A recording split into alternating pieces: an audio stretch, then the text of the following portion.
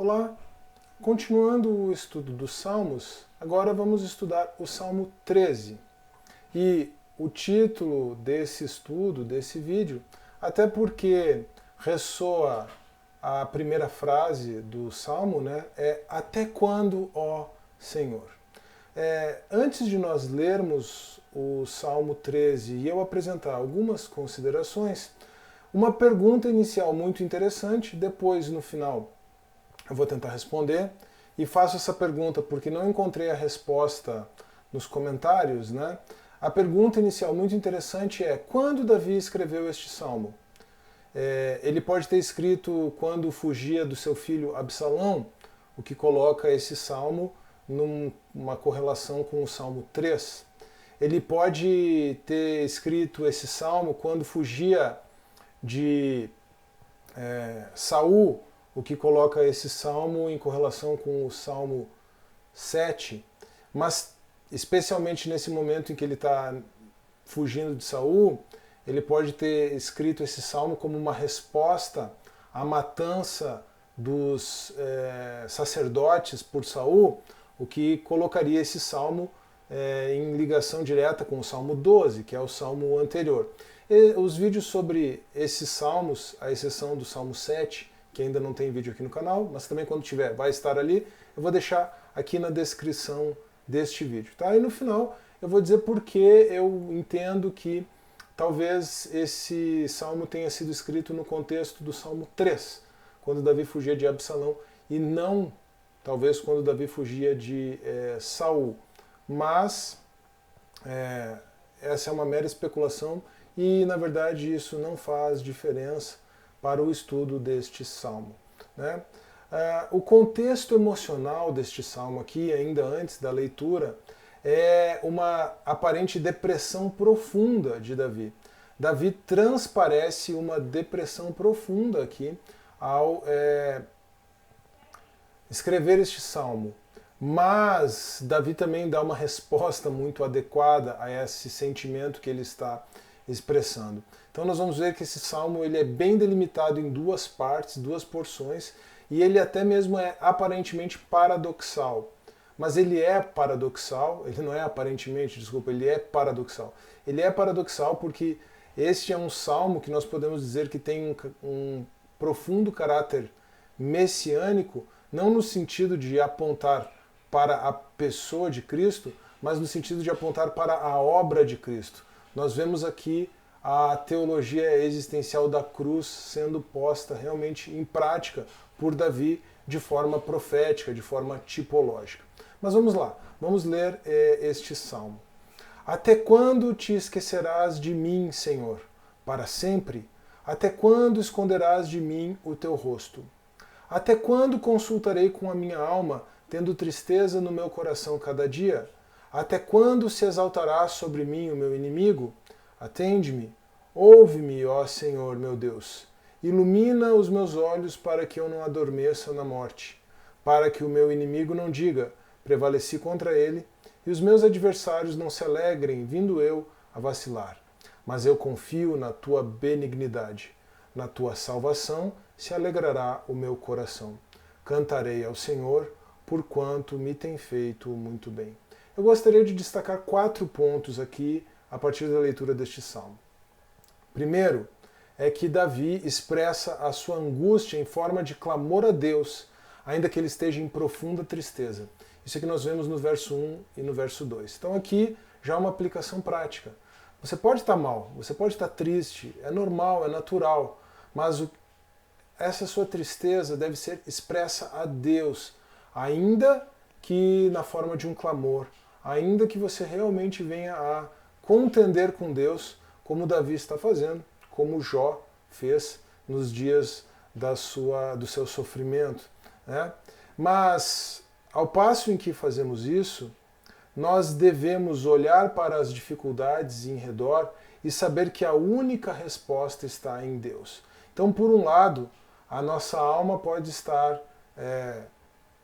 triste, pode estar aflita, mas o nosso espírito deve indicar à nossa alma a segurança que está em Deus.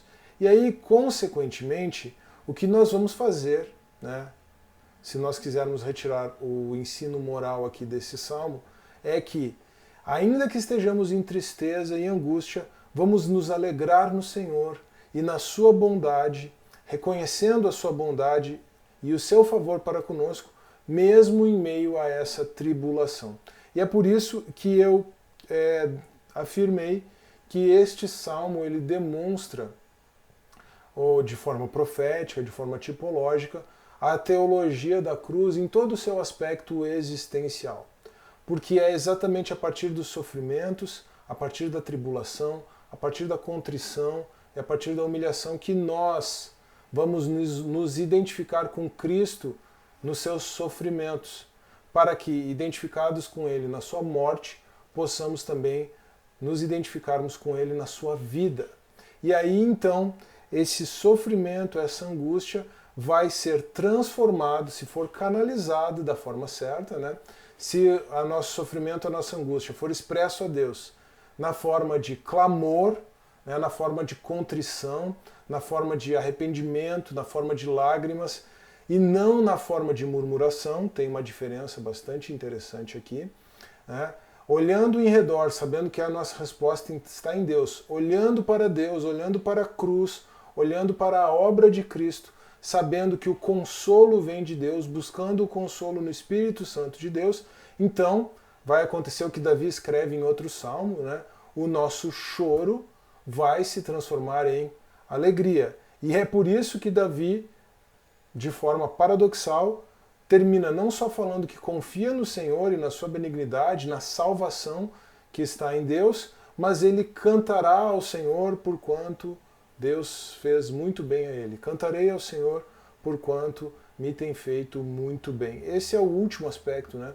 Esse aspecto tipológico, esse aspecto no qual esse salmo, o Salmo 13, aponta para a teologia da cruz em toda a sua riqueza e sua beleza existencial, é o último, é o quarto, o último ponto que eu gostaria de ressaltar aqui. Então, qual é a lição que tiramos, né? Não há nada de errado em estarmos aflitos, angustiados, em passarmos por tribulações, mas devemos saber quem Deus é, saber que a resposta para as nossas circunstâncias está apenas nele e buscar nele a paz, a tranquilidade que devemos ter.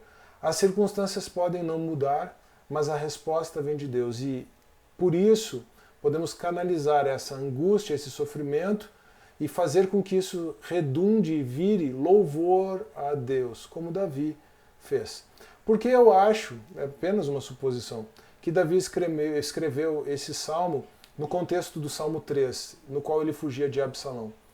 Porque aqui nós vemos um homem experiente, um homem maduro, um homem que sabe aquilo que Deus fez, já sabe aquilo que Deus fez por ele, que teve muita experiência com Deus e pode também basear o seu louvor, basear a sua confiança, não apenas na pessoa de Deus, né, enquanto aquele conceito teológico, aquele conceito bíblico, né, uma afirmação, não, Deus existe, Deus é bom, confie em Deus, mas como alguém que pode confiar em Deus a partir da experiência. E que nós também tenhamos esse tipo de experiência, né? Mas para isso devemos reproduzir esse procedimento de Davi. Davi fez isso ao longo de toda a sua história. E nós vemos isso no Salmo 3, no Salmo 7, no Salmo 8, em tantos salmos, no Salmo 12, mas aqui no Salmo 13, que é um salmo bastante curto, 6 versos, nós temos como que um resumo, né, de toda essa experiência de Davi com Deus, de tribulação e angústia de um lado, mas de confiança e louvor de outro, que, como eu mencionei, aponta profeticamente, tipologicamente para a teologia da cruz, em toda a sua beleza e toda a sua profundidade existencial. Eu espero que você tenha gostado desse vídeo, eu espero que ele tenha sido tanto instrutivo quanto edificante. Se for esse o caso, não se esqueça, por favor, de deixar o seu like, de compartilhar o vídeo, de se inscrever no canal e de deixar o seu comentário. Um forte abraço, que Deus abençoe e até a próxima.